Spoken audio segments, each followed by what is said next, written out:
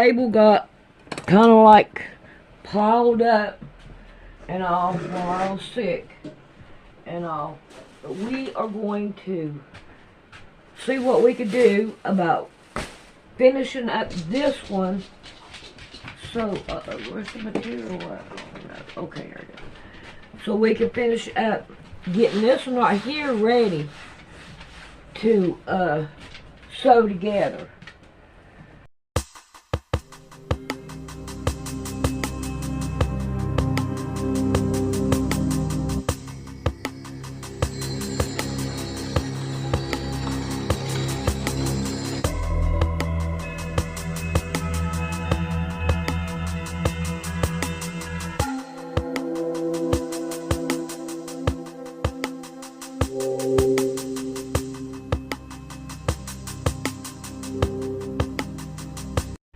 Alright, so this time I've got white to finish it,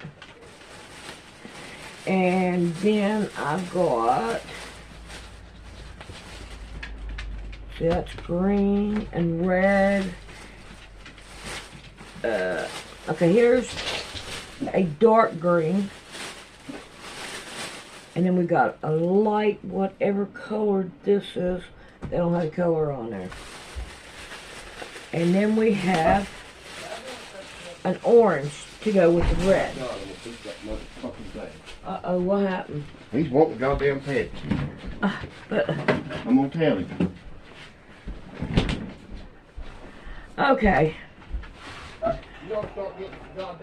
We're gonna have to, we're going through this to see if I need to make any more. Dadgummit ashes there. Alright, we got 2 browns and 2 yellows, so we got this.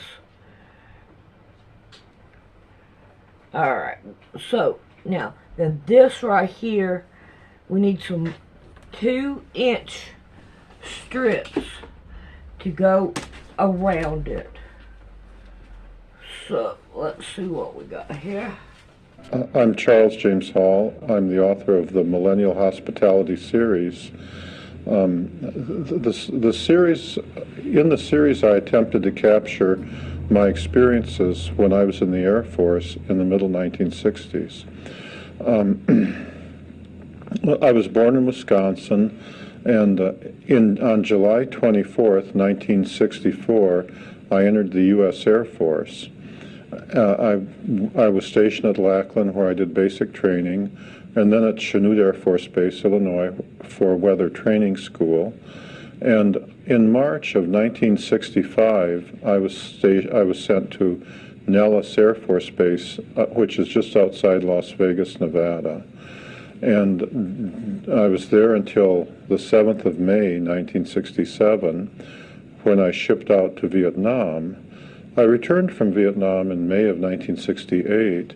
I had less than 3 months remaining on my term of enlistment, so the Air Force policy was that I was given an honorable discharge and sent home. While I was at Nellis Air Force Base from 65 until 67, I spent more than 2 of those years out on the Nellis gunnery ranges as the range weather observer. I discovered that out on those bases, out on the ranges, there is a base that the Air Force maintains for aliens. And the Air Force maintains the outer perimeter. There is an inner perimeter, which the aliens maintain, and then everything inside the inner perimeter is treated like an alien embassy. Looking up the valley to the north, the base is in the mountains at the far end of the valley. It's probably 40 miles or so up there. There's 2 mountains up there. The base itself is in the mountain on the east. The alien living area, the living quarters, are underground in the mountains on the west. After I got out of the service in May of 68, I met my wife and married her in May of 69, my wife Marie, and we went to college. We went to school in California. I have a master's degree in nuclear physics, a bachelor's degree in thermal physics, And over the years, I also received a master's in business administration from Nova Southeastern University at Fort Lauderdale. During the 80s, when computers finally were good enough so that there were word processors, then I began writing my memoirs for my children and grandchildren. And those memoirs became the Millennial Hospitality series. I found that I wanted to convey to people, especially my children and my grandchildren, how it felt to be the weather observer and to have the aliens come down to where I was and to have to interact with them. Originally, I was part of the rotation pattern. So originally, I was sent up in May of '65 for 6 weeks. The person who replaced me was compromised, and then I was sent to replace him. And in the course of time, the U.S. generals, the American generals, and the aliens formed a committee and decided that they would pick just one observer, and they picked me, and as a committee decision, and that one observer would just be sent all the time and be the range weather observer, win, lose, or draw, no matter what happened. And so therefore, in late '65 and early '66, after the selection process, I was given top secret orders. The orders were that I could go anywhere I wanted out in Dreamland.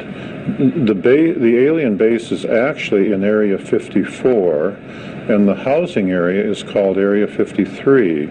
And Dreamland actually, at least at that time, and I presume the same is true today, was Area 53, Area 54, and parts of the Desert Southwest Game Range.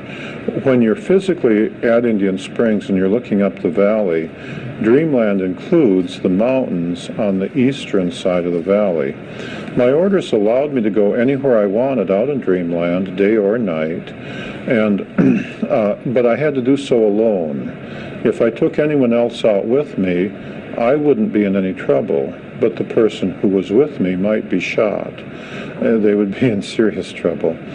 When I received my orders, my commanding officer, a major, ordered me to into Nellis and to work the day shift on Sunday. On Sunday, the Nellis weather station is otherwise deserted, and the base operations part of the building is also deserted. And then he came in at noon to the Nellis Base Commander's office, where the Nellis Base Commander and the number 2 man had also come in to deliver the orders which they had received from the Pentagon.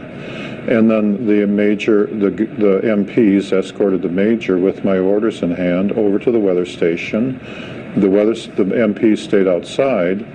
The major called me in his office, locked all the doors, and read me my orders.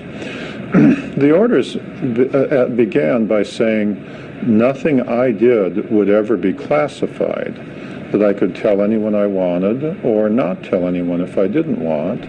I could never be inspected. No one could ever come out or ask me questions. They could listen if I felt like talking, but that was it. He and my chain of command could not come out to the weather station. If there was an emergency and they needed to talk to me, they could only talk to me in the parking lot of the Chow Hall at Indian Springs. If they did so, as soon as they returned back to Nellis, as soon as they got back to the front gate, they had to report immediately to the neurosurgeon for debriefing. On the other hand, I could go and come anywhere I wanted. When he said I could go anywhere in Dreamland, I thought he meant that I could go to sleep on the job, because I didn't know there was a Dreamland. And I was thinking, what a job, you know? When he finished, I wanted to make sure that that was okay, because, you know, the military, you're not supposed to sleep on duty. And so I said to him, I asked him, will there be a cot or a bunk out at the weather station so that I can, you know, sleep?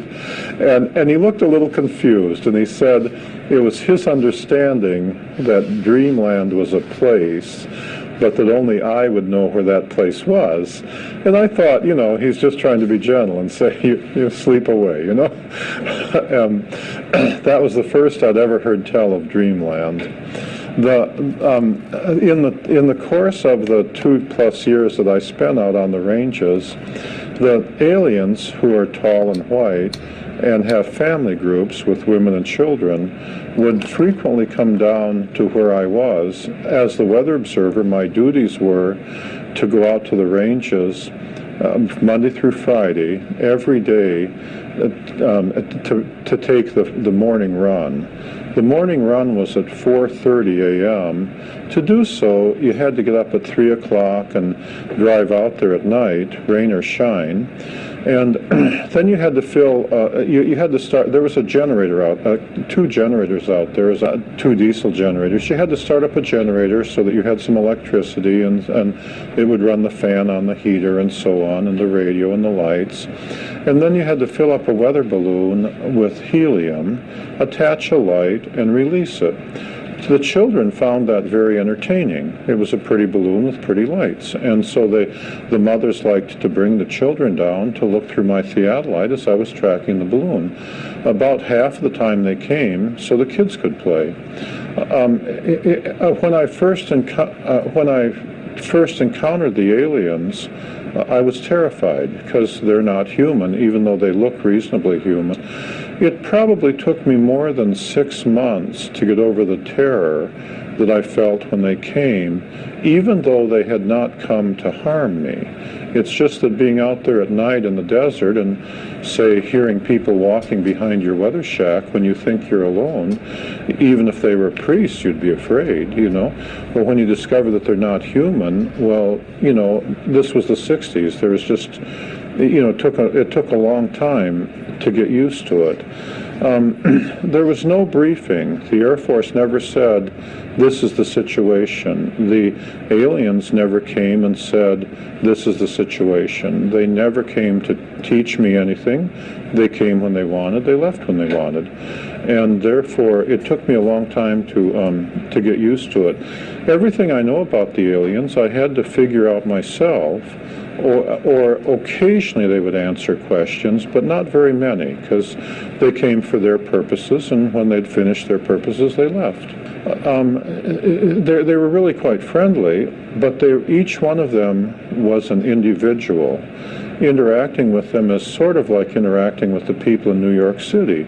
There are saints and there are sinners. There are people of all different walks of life and all different viewpoints. And so, I had some that were close friends, or almost like brothers, like tour guide, whose life I was credited with saving, and the teacher who credited me with saving her daughter's life. And on the other hand, there were some, like one of the alien generals, that golly, I'm still afraid of him, I mean, if you met him, if he said stand there, you stood there, There was no back talk. The alien doctor, who was the doctor that did the medical work on tour guide, their CIA names, he was just a nice guy, He was the kind of guy that might come up and hug you if you let him. I never did. It freaked me out. But they just came in all different, you had to deal with each one of them as individuals. It took a while to get used to that, and it became a process of getting to know each one to the extent that you dealt with them like people. They have up in Area 54, they use that base the same way that the U.S. Air Force or the U.S. Navy uses their bases, the way the Navy would use a base in the Philippines or on an island in the Pacific. At the base, at the alien base, the tall white deep spacecraft arrive and leave on schedule. And they arrive typically at sundown on the night of the full moon. Because they're gravity powered. They are typically at the base for 2 weeks, and then they leave at midnight on the night of the new moon because they're gravity powered. presuming everything is going well. During those 2 weeks, the spacecraft is refueled and repaired, and the people on board get off and stretch their legs. So at the base, there's a more or less permanent contingent of tall whites who are experienced in dealing with humans and typically who know English. And on the other hand, every 2 weeks, every time a deep spacecraft arrives, there's a contingent of new arrivals, many of whom have never seen humans before.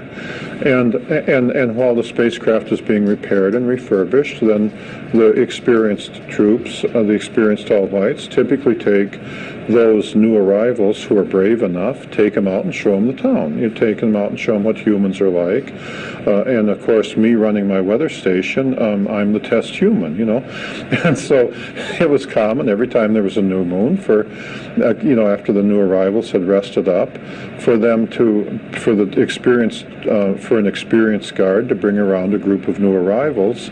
The number of new arrivals could be anywhere from 2 or 3 to 20, depending on how many were brave enough to come watch Gorilla Charlie in the sagebrush, and so while the spacecraft is being repaired, they also had a technology exchange program with the U.S. Air Force, in which those technologies which they were willing to share with the Air Force, they would work on joint projects with the U.S. Air Force. They were only willing to share technology to the extent that it benefited them. For example, when the spacecraft was in port, they might need spare parts. Those spare parts might include radio equipment. Well, it was easier for them if they could just call up the U.S. Air Force and say, "Could we buy a new radio?" You see, and on the other hand, the Air Force and the Army can always use better radios. You see, and so it was common for them. So one area where they were obviously doing technology transfer was in the area of radio communications, so that we could build radios that they could use, and in return, we knew how to build better radios. Some technologies, like the secret to how they traveled faster than light, they were not willing to share. The idea of us having our own spacecraft traveling faster than the speed of light with nuclear weapons on board heading for their home planet, they didn't see where that was in their interest. And so when I say they were doing technology transfer with the Air Force, that was a negotiation where both sides mutually agreed that it was in their interest to do so. The tall whites live probably 10 times longer than we do. They live almost 700 years. And their spacecraft clearly travel faster than the speed of light. They're humanoid. Their skin is as white as a piece of paper. Throughout much of their adult life, they're the same height that I am, 5'11", 6 feet tall. They have large eyes. Their eyes are perhaps twice as large as ours. They're typically blue, and then blue eyes with white pupils. Although when they get older, especially the men, their eyes take on a pink shade. Their eyes stretch further around the sides of their head than human eyes do, and their ears and their noses are only about half the size of human ears and noses, and their ears lay back along the side of their head more than a human does. Their lips are not as prominent as humans, and they don't have teeth. They just have ridges because they're plant eaters. They don't eat meat. They have much less hair than we do. They don't have any hair on their arms, and the men don't have beards. On their head, they have only about half as much hair as humans, and their hair is so thin and transparent that they appear to be platinum blonde. Okay. Sometimes when they keep their hair cut short, sometimes they don't appear to have hair because it's so thin. They're much frail. They're built. Their body structure is more frail than ours. The alien whose CIA name was Range 4 Harry, for example, one time I saw him walking in the soft dirt over on the southwest side of the Range 3 lounge, and after he had left, I went over and measured the depths of the footprints he left. And from those, I estimated that he only weighed between 90 and 110 pounds, even though he was the same height as I am. Their arms, their bones are only about half as big as ours. Their thumbs are only about half as long, but their fingers are longer in proportion to their hand than ours, and they're way more flexible. But it also means that they're not built for heavy lifting. We're built like gorillas compared to them, you see. They have men, women, and children. And if the men and women are standing side by side and not walking or moving, it's frequently not possible to tell which one is the man and which one is the woman, especially for the young adults. When they get older, then there are obvious differences, but in the facial structure and the bones and stuff. But especially for the young adults, it's entirely possible for two of them to be standing side by side, and if they're not moving, to be not sure if you're talking to men or women. Once they start moving, though, then it's very obvious which ones are the men and which ones are the women, because the men are more like human men. When they walk, they kind of go pound, pound, pound, whereas the women are much lighter on their feet and much more animated. The women are much more like human women, much more willing to talk than the men. It wouldn't be at all unusual for, say, four young men to come around and not have any reason to say anything, and not say anything, to just come around and to just come and not say hello, not say goodbye, not say anything in between, and just stand and look at you. Whereas the women, if they came, usually the women would say something like, typically, is it okay if the children play while you release the balloon? Or usually if you ask the women something, they would have some questions, or at least some conversation. But they never came the tall whites never came just to talk with me. If they were talking with me, it was always as part of the reason they came. The women were very proud of the fact that they loved their children. The men were too, but the women were immensely proud of it. If a tall white lady came and she had children with her, a very common way for her to start the conversation would be for her to ask me, using English, which she had learned, do I understand that they love their children more than human women love their children? Or in other words, I want to make sure my children are safe, you see. And of course, when I said, yes, I understand that, then they would noticeably relax and feel happier. If a tall white lady came with children and she didn't say anything, a common way for me to start the conversation would be for me to say, I understand that you love your children more than human women love their children, and then she'd relax and feel better. In many ways, the tall white women were like female gorillas. You could consider the children to be untouchable, okay? If you touch the children, the mother might kill you, no matter how pleasant she seemed, no matter how close the child came.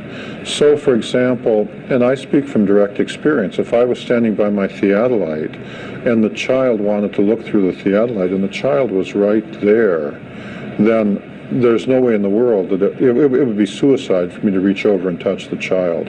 That will upset the mother. And for example, on one evening, this tall white lady came who I had seen a few times before, but she wasn't a regular, and she brought 3 children with her. And she was somewhat older than the typical young adult, and therefore somewhat taller. She was 6'1", 6'2", and following the usual so-called protocol, she had come down the Bunker Road with her 3 children in an obvious manner to let me get used to the idea that she was coming with her kids. And then when she got to the end of the Bunker Road where the range boards were, she began approaching me directly. I was halfway across the square. And as she got closer, perhaps 20 feet, 15 feet, even though I'd gotten over my fear of the tall whites, because you had to treat each one as an individual, I found it a little intimidating that she was coming that close, and so I backed away from my theodolite towards the generator shack, and she said, "Is it okay if the children look in my weather shack while I took my report?" And I said yes, and so I backed away to the generator shack and stood with my back to the wall of the generator shack and left her standing just to the northeast of my theodolite and, said, "Take all the time you want." And so then the 3 children went into my weather shack, like kids do, and they didn't touch anything or move anything, but they were just looking around out of curiosity. And at the time, as she stood there, she was looking at her children who were in the shack. Now, I'm not sure they were all her children. Usually, when the tall white lady came with 3 children, the typical contingent, 1 would be hers and 2 would be the children of someone else. Typically, she'd be babysitting 2 kids and bringing 1 of her own. And so she was watching the children. I became concerned because I had a can of Coca-Cola, which was in a metal can, sitting on one of the shelves. Now, the tall whites wore suits when they came at night that put out a zone of fluorescent light and radioactive particles. The suits protected them from things, like if you threw a rock at them, the rock wouldn't hit them, it would get to that zone and fall to the ground. It also allowed them to levitate, especially the children, but they had to balance themselves when they did so. So the children might use the suits to levitate. The adults usually didn't levitate very much, 9 inches or so, but it worked like an elevator, as I'll describe later. And I became concerned that since the children had their suits on, usually the kids turned off the power to their suits when they went in my shack. And I became afraid that they would get next to that can of Coca-Cola and might be in some danger, in which case I might be blamed, It would have been suicide for me to go over to my weather shack and speak to the children.